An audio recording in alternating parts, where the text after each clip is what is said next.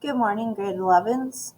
This is lesson 6.4, explaining acids and bases. And so what this part of the unit is looking at is through chemical equations, how can we demonstrate that the product is going to be acidic or basic?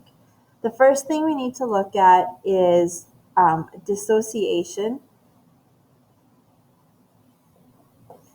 under Rule 1. And so dissociation is going to be looking at, I'm going to actually further clarify it as simple dissociation, is going to be looking at anything that is bonded with a group 1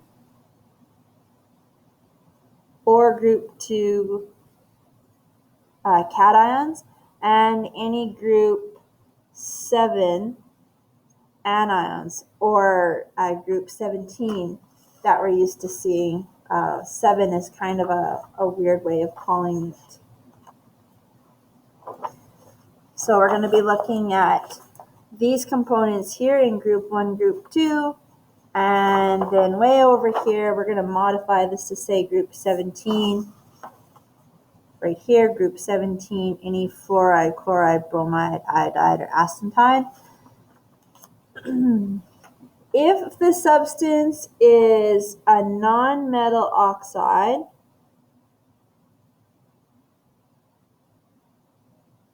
meaning that if it is carbon, sulfur, nitrogen, phosphorus, and it's bonded to oxygen, when we do the reaction, we're going to use 2 moles of water for every mole of the substance in the reactant.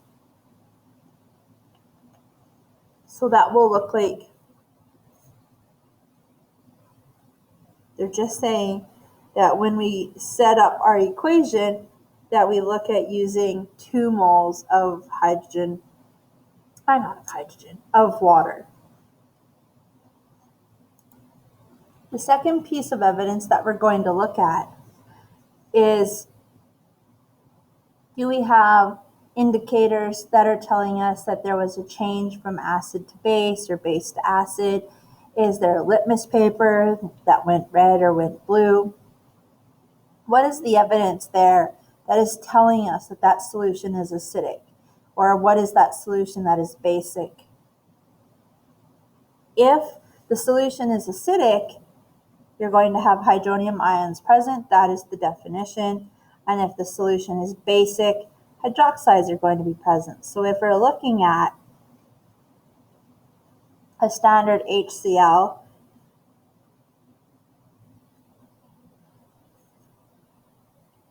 and an acid, making sure that we're calling it an acid by putting in our state of aqueous, this hydrogen is going to get pulled by the water molecule. We'll get an H3O plus ion and a chloride ion. And what they're saying, this is that group 17 where it said we ignore any group 17, group 1, and group 2 ions because they don't contribute to the pH very much. This is the contributing factor to the pH being acidic. When we look at a group 1 ion, this is our simple dissociation. If we put sodium hydroxide into water, it's going to break down into the sodium ion and into the hydroxide ion. This piece here is going to tell us that the solution is basic. The sodium won't have any play on the indicators or on litmus paper or pH paper. A pH meter won't pick up the sodium ion. So that's what they're talking about here, where it says, note the evidence provided.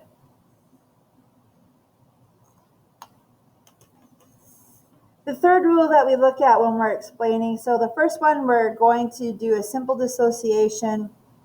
We're going to break it into the hydronium ion or the hydroxide ion. The second one is look at the evidence that's there, look at the indicators, the pH paper.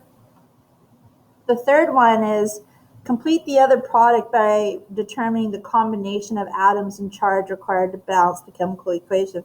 This is just finishing off the reaction.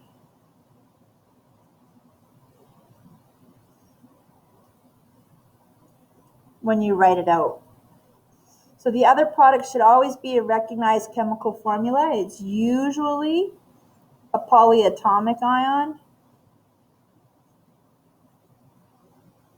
on our polyatomic chart. So for example, if I was looking at sulfuric acid and I mixed it into water, I would have this hydrogen get pulled, because this is we haven't talked about this terminology, but this would be a proton acceptor. And this would be the proton donor.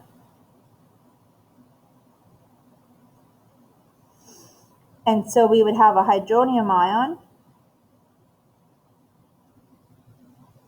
and we would have, notice it's only taking in one extra hydrogen,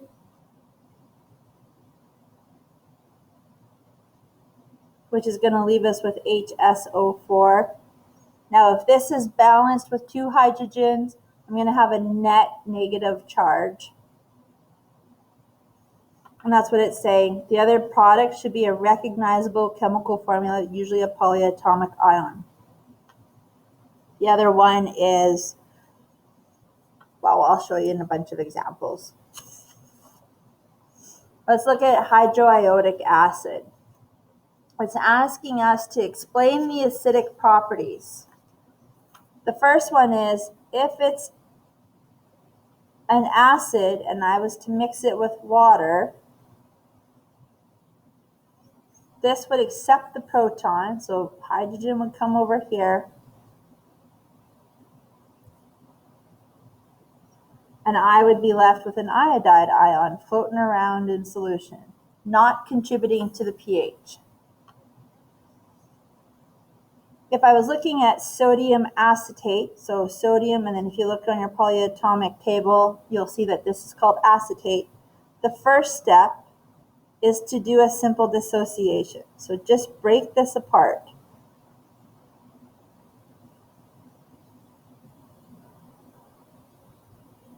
It's going to give us our sodium ion, which is a group 1 ion that we're not concerned about, and our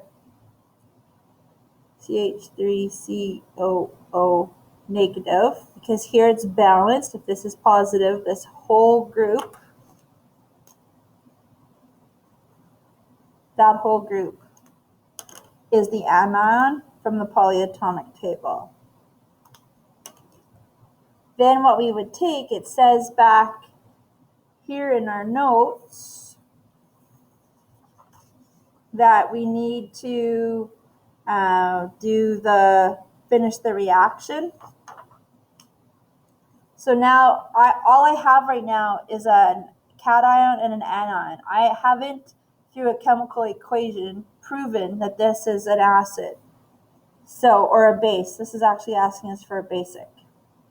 CH3COO negative. And remember in lesson 6.3 where we were talking about acid-base indicators, and if it was on the acidic side, we wrote it with an HIN, and if it was on the basic side, we wrote it as IN negative. Same idea. This is the negative end of it here. And water. This has no hydrogen to give. Acetate is written like this. CH3, or acetic acid, is written like this. That's acetic acid. This one here is missing the hydrogen. This is going to be the proton acceptor. And this is going to become the proton donor. So the proton acceptor looks like this. Oops, no charge because we put the hydrogen on, which is plus, it balances out that charge, aqueous. And so this hydrogen, being the proton donor, came over there. What we're left with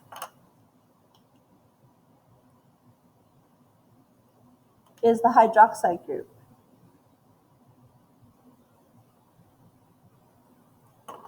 And this is what explains,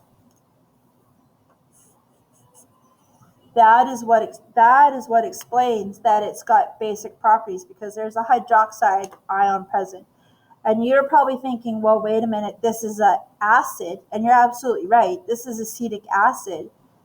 But like I gave you the example about acetic acid is everyday household vinegar.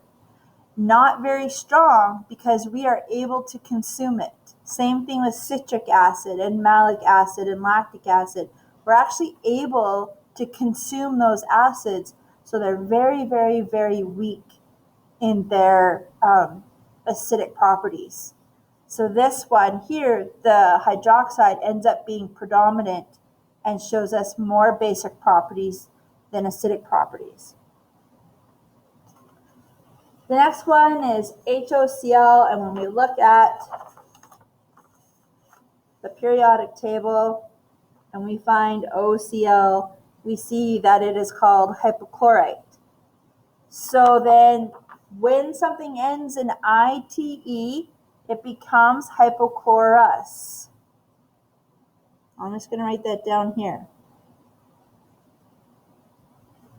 There's the root word, and when it ends in ITE, it becomes OUS, so hypochlorous acid. That's what we're dealing with right here. Explain the acidic properties. HOCl aqueous plus water. This is the acid. So the acid is the proton donor. This becomes the proton acceptor. We get H3O plus, and we're left with OCl negative, or hypochlorite. This demonstrates acidic properties.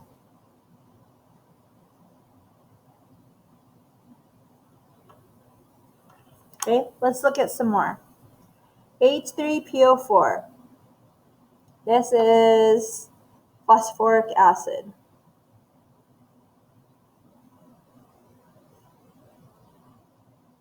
It's asking us to explain the acidic properties.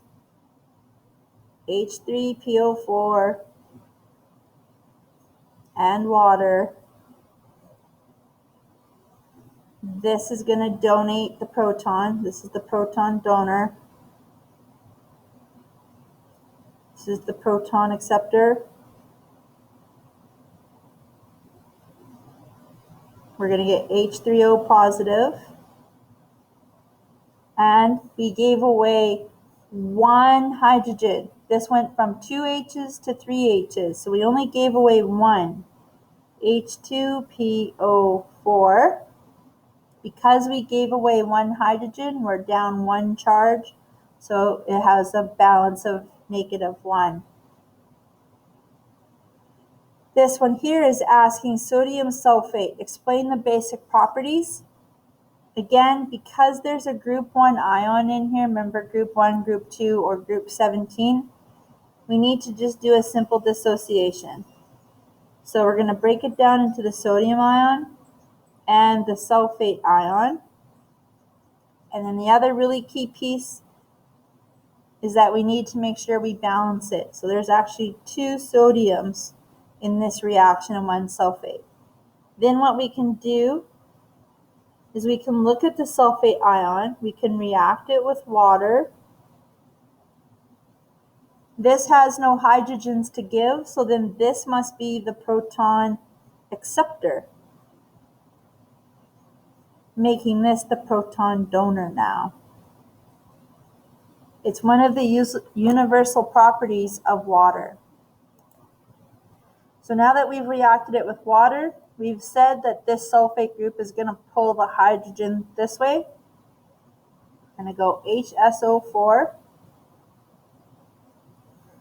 This is a 2 negative. It's taking on a 1 positive, so the charge changes to 1 negative. And we're left with the hydroxide ion, which demonstrates that this solution is basic. The next one is strontium hydroxide. Okay, because strontium is one of our metals in group 2, we're just going to do a simple dissociation. So the first step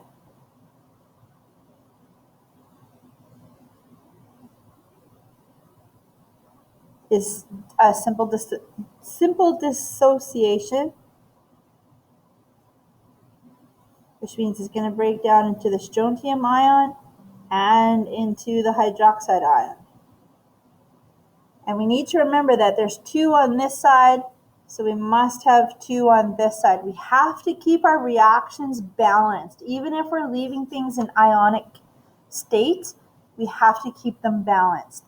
We know that strontium has a 2+ charge. When we go to our periodic table, we can see here that strontium is in group 2. So this will have a 2+ charge, aside from the fact that this beautiful chart will tell you that it has a 2+ charge.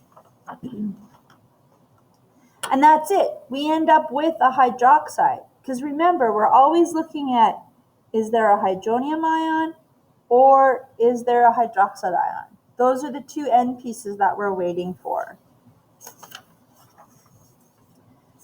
So can I ask you if something is an acid or a base just by giving you a formula? For the most part, I would say probably not at this level, because you don't have enough experience. What about something like this?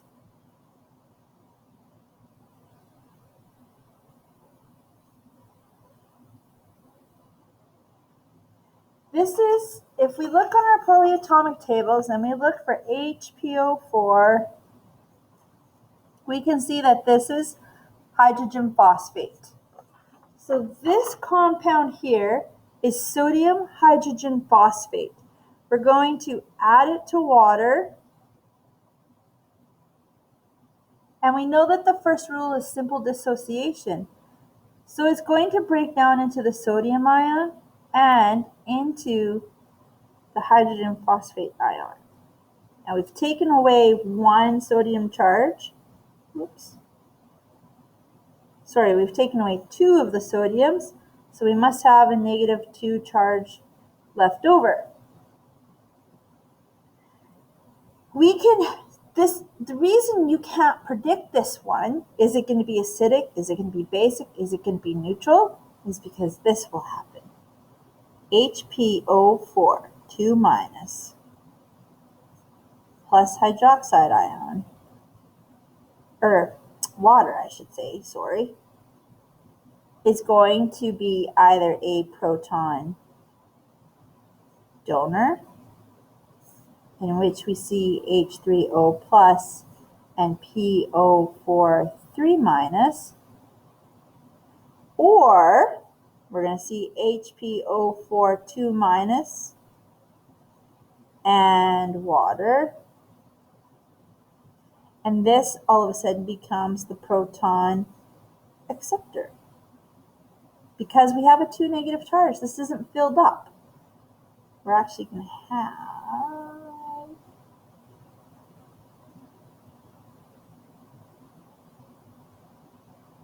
yes, we could do this. We can go H2PO4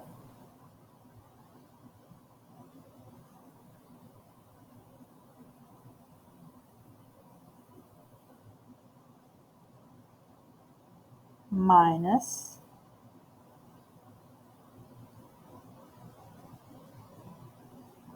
I got going on here? Yeah, because you're going to take and we're going to add one hydrogen this way. And P and OH negative. And you're thinking, okay, wait a minute, we have two negative charges. That's okay. We built up this acid. Remember, this is a proton acceptor. If we added one more hydrogen to it, what is going on with this charge? HPO4, 2 negative. And I take 2 sodium, so I HPO4, 2 negative. And I 3 negative. There we go. Yeah, that's right. H2PO4 gives me a negative. Oh my goodness, it's been a long day. So right now, at this very point, unless you have some evidence, unless you have an indicator that's being used, unless you have litmus paper, a pH probe, pH paper, something that's telling you that it's acidic or that it's basic, you wouldn't be able to make the prediction. All you would be able to do is this part. You would be able to do the simple dissociation, and that's what it is. You would need some further piece of information to tell you which way the equation is going to go. Here's the beautiful part about working with water. We can look at the reaction between the hydronium ion and the hydroxide ion to produce water. So let's look at hydrochloric acid and sodium hydroxide. This is our acid, and this is our base. In a straightforward double replacement reaction, we're going to have the swapping of partners, right? We're going to have the H go over here to the OH, and the sodium come over here with the sodium or with the chloride. And we're going to get sodium chloride in solution and water. And when water is our product, we have a neutral solution, or it's been neutralized. So when you add an acid and a base, you will get water as a product, and you will have, in theory, a neutral solution. When we look at Arrhenius's modified theory, this is what he said. A hydronium ion, which represents an acid, and a hydroxide ion, which represents a base, will provide us with 2 molecules of water. And we can count 1, 2, 3, 4 hydrogens, and this says 2, 1, 2, 3, 4. This is 1, 2 oxygens, this is 2 oxygens. So our equation is balanced. So for every acid and base that's reacted together in a neutral reaction, we would get 2 waters. This is the definition of a modified formula.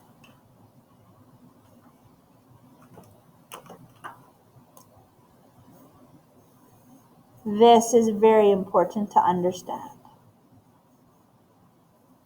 All right?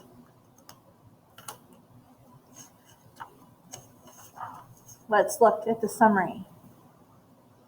Acids are substances that react to produce hydronium ions.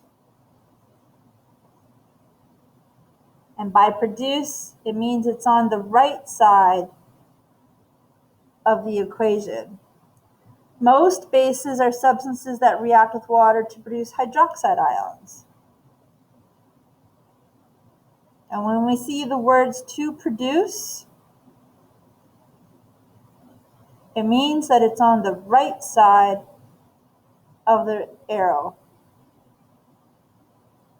Neutralization can be explained as the reaction between the hydronium ion and the hydroxide ion to produce water. And lucky you, there's no homework from this one. You get a break.